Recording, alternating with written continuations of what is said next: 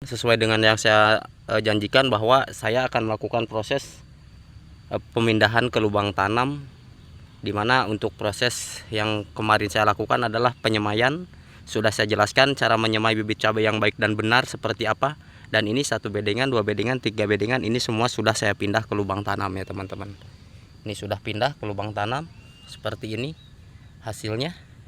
Dan bisa teman-teman simak sebagaimana yang telah saya janjikan juga bahwa kita melakukan proses penanaman pada kesempatan hari ini dengan dilakukan potong pucuk.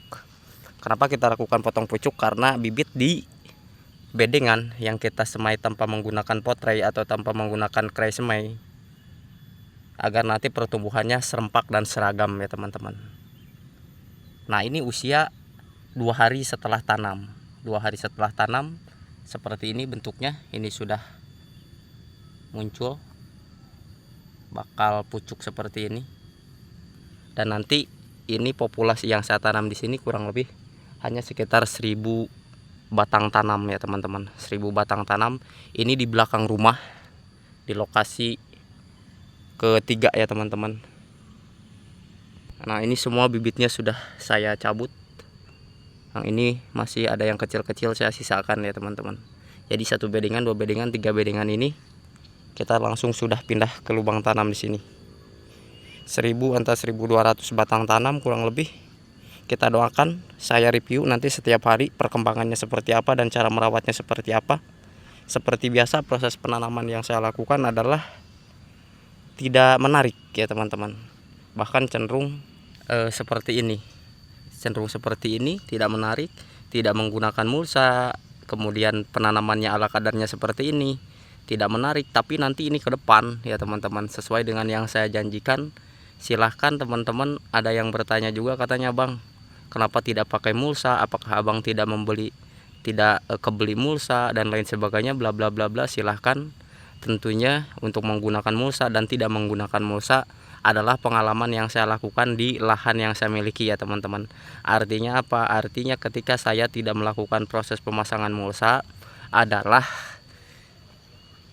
yang pertama ya teman-teman, cenderung untuk jenis cabai ini kan cabai bara lokal ya teman-teman, lebih gampang, lebih subur, lebih mudah untuk proses perawatannya ketimbang menggunakan mulsa. Dan yang keduanya adalah di daerah saya, karena saya tidak menggunakan selang, tidak menggunakan selang drainase yang kita tanam di bawah mulsa itu, jadi kita tidak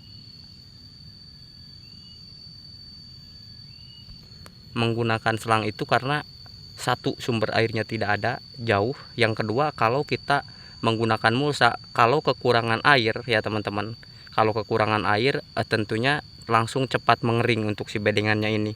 Dan yang terjadi adalah yang pertama, sudah tentu pasti akan terjadi banyak cabai yang layu kemudian mati. Dengan cara seperti ini ya, dengan cara lahan yang saya lakukan seperti ini, ada rumput-rumput yang kemudian nantinya di malam hari dia mengeluarkan embun, kemudian terjadi resapan-resapan dingin ke tanaman cabai yang kita miliki ya teman-teman. Itulah alasan saya kenapa tidak menggunakan mulsa, karena di daerah saya itu keringnya, kalau sudah kekeringan, ini kan menjelang musim kering ya teman-teman, diprediksi di awal ini kita 7 bulan ke depan akan kering.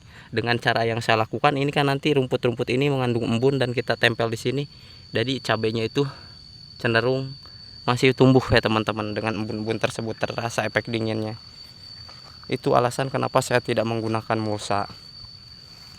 Dan kemudian memang untuk di lokasi pertama yang di atas itu saya menggunakan mulsa, itu juga hitung-hitungan dengan musim. Artinya kalau memang musimnya musim menjelang musim hujan, ya itu kalau menggunakan mulsa berarti aman ya teman-teman. Menggunakan mulsa di musim hujan aman karena untuk penyiramannya langsung dari air hujan tersebut. Tapi ketika memang ini nanti saya tutup, tidak saya gunakan mulsa, wah itu sudah lain ceritanya ya teman-teman. Jadi konsep bertani itu bukan berarti kita harus memaksakan sesuatu hal yang memang kita menggunakan mulsa. Kalau memang perairannya tidak ada dan cenderung malah merugikan, tidak menggunakan mulsa pun tidak apa-apa. Jadi silahkan pilih saja menggunakan mulsa nanti seperti apa, dan tidak menggunakan mulsa nanti hasilnya seperti apa ya teman-teman. Seperti itu. Nah, jadi sekali lagi saya tekankan adalah proses bertani itu pengalaman yang menentukan. Kalaupun memang teman-teman pengalamannya jauh melebihi apa yang saya ketahui dalam proses budidaya khususnya tanaman cabai, itu silahkan ya teman-teman. Sekali lagi mohon maaf, jadi di kolom komentar itu kadang-kadang ada yang menyebut, oh petaninya gak kebeli mulsa, oh petaninya miskin gak kebeli mulsa, dan lain sebagainya. Kita bertani itu sekali lagi bisa disimak pada video sebelumnya, bertani itu hanya mencari keberkahan ya teman-teman. Petani di Indonesia itu tidak ada petani yang betul-betul wah menjadi petani yang subur makmur, gemah ripah loh cinawi, dikarenakan memang konsep pertanian di Indonesia tidak seperti di Jerman, tidak seperti di Amerika, atau tidak seperti di Jepang. Ketika memang untuk proses bertani di negara kita itu, para petani itu cenderung biaya produksinya mahal, dan nanti pas panen itu harganya kadang-kadang tidak diawasi oleh pemerintah. Sehingga ya teman-teman, untuk proses pas waktu panennya pun, apapun modal yang kita lakukan, biasanya kalau untung pun tidak banyak, kalau rugi pun ya sudah pasti itu tidak ada pergantian. Dan kalau memang tos-tosan pun draw ya teman-teman, seri kita seperti itu. Itulah pertanian di Indonesia ya teman-teman. Oke, terima kasih telah menyimak video saya dalam proses pemindahan lubang tanam tanaman cabai bara lokal dari bedengan semai ke lubang tanam ya teman-teman. Kurang lebihnya mohon maaf. Semoga bermanfaat. Jika ada pertanyaan silahkan di kolom komentar. Untuk proses atau pertanyaan atau saran sekalipun, untuk saya pribadi, saya terbuka dalam menjalankan